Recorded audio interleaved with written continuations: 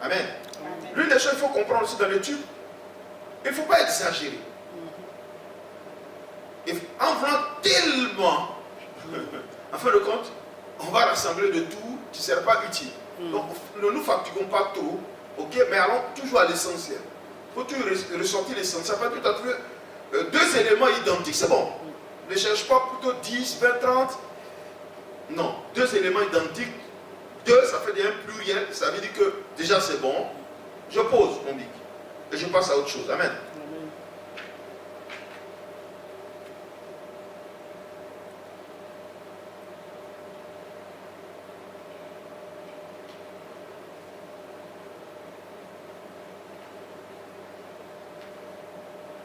Donc la deuxième forme littéraire, le discours.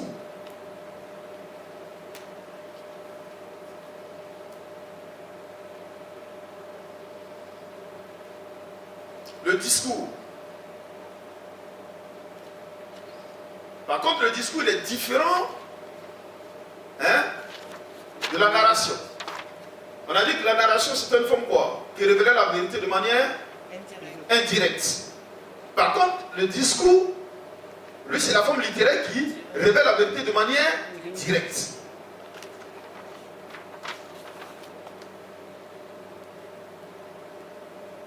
Donc là, on a un discours qui révèle la vérité de manière directe.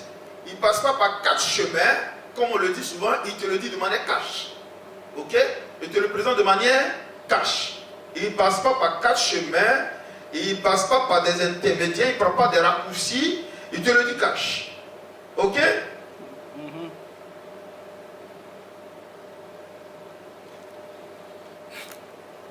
Donc le discours, c'est une forme de prose désignée pour présenter des idées, des concepts, une doctrine ou des faits de façon logique et ordonnée. Souvent sous la forme d'une discussion, d'une lettre, d'une lecture, d'un sermon. J'explique. Ok, c'est quelque chose de direct.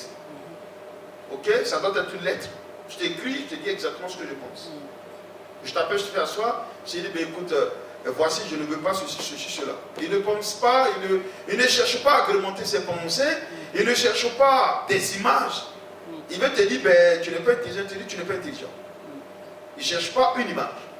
Il ne cherche pas à utiliser des méthodes à prendre des gants. Ok? C'est un discours, il est direct. Comme Christ aux pharisiens. Voilà, comme Christ aux Race de vipères. Race de vipères, c'est des vipères. Voilà. Ok? Il veut leur faire savoir exactement la nature qui les incarne. Cette image décrit leur nature, leur manière d'être. Ok? Il dit peuple, il dit quoi? Race de vipères. À d'autres, il dit hypocrite que vous êtes. Pourquoi? Parce qu'ils ont manifesté des attitudes et des comportements hypocrites. Il n'est pas passé par 36 chemins. Il a dit ça. C'est un discours direct. Comme on peut écrire une lettre, et on dit une chose de manière directe à la personne. C'est une lettre. Ok? Donc on n'utilise pas des raccourcis, on n'utilise pas des images. Non, non, non, non. On présente la chose telle qu'elle est. Ok? Ça c'est un discours. Ok? Il y a des versets bibliques qui nous présentent cela. Ok? Il y a des versets où tu sens que c'est des discours. Et c'est beaucoup utilisé. Paul a beaucoup utilisé cela. Paul a beaucoup utilisé. Quand on prend l'Ancien Testament, par exemple, le livre de Deutéronome présente des discours. C'est des paroles sur quoi? Directes. Pourquoi? Deutéronome est parole directe. Lévitique est direct. Pourquoi? Lévitique parce que ce sont les lois qui sont présentées. Dieu ne passe pas par 36 chemins, il ne négocie pas. Le noir est noir, le blanc est blanc. Ce sont les lois. Ok? Quand tu prends Deutéronome, c'est une recondition du discours. C'est-à-dire que là, Moïse qui reçoit les paroles de Dieu ne parle plus à l'ancien peuple d'Israël, mais au nouveau peuple. C'est-à-dire que les descendants d'Israël, ceux qui sont nés dans le désert durant les 40 années, n'est-ce pas non, dans ce désert, reçoivent ce que les parents avaient reçu comme discours lorsqu'ils sont arrivés dans le désert. Donc Moïse leur rappelle le Lévitique. Donc je dirais que Deutéronome c'est Lévitique. Vous comprenez? Deutéronome c'est Lévitique, c'est non. C'est-à-dire que c'est les lois, les principes, les ordonnances que les parents de ces enfants avaient reçues. Il leur est représenté, répété. Donc Moïse ne passe pas par 4 chemins. Il leur présente parce que ce sont des lois. Dans la présentation des lois, tu ne peux pas les présenter avec des images. Mais non, c'est l'interprétation, mais pas la loi elle-même. Quand la loi doit être interprétée, on peut utiliser des images pour amener les personnes à faire quoi? À comprendre. Mais lorsqu'elle doit être présentée dans sa nature, c'est telle est la loi, telle est la loi. Donc Deutéronome présente la loi telle comme elle est. Ok? Comme je disais tout à l'heure, Ésaïe, Jérémie, Ézéchiel nous présentent un certain nombre de formes. Mais quand on va dans le discours, Deutéronome, Lévitique, Romain, c'est des discours directs. Éphésiens, Hébreux et Matthieu sont des livres où on ne passe pas par quatre chemins pour te dire la vérité. Amen. Donc je lis Lévitique. Lévitique, en partie, te présente ces discours-là de manière directe. Romain, en partie aussi. Deutéronome, comme j'ai dit tout à l'heure, des passages. Tu vois que ces passages-là sont vraiment très directs. Ok? On a Éphésiens. On a Hébreux. On a aussi Matthieu, qui présente aussi des passages très directs. Très directs.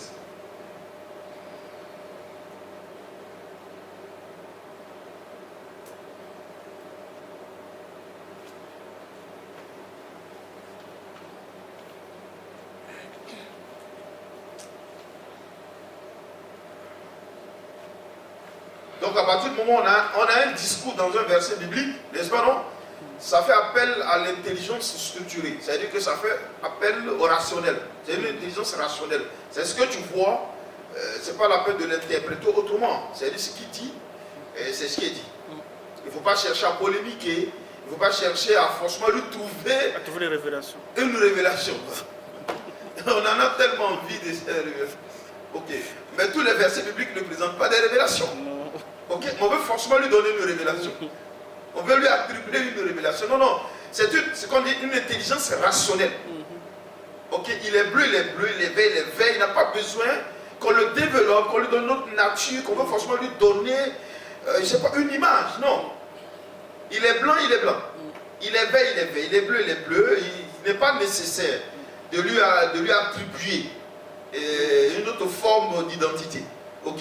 C'est une vérité rationnelle. C'est une vérité structurée. Ok. Elle ne polémique pas, ce n'est pas une image. Ok.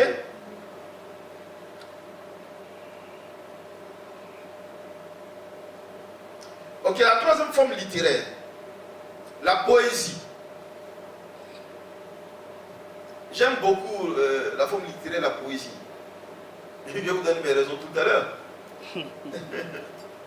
Donc la troisième forme littéraire, la poésie.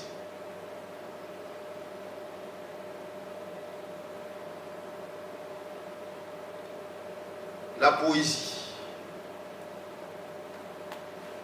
La poésie, c'est la vérité révélée par image. Ok? La poésie révèle la vérité par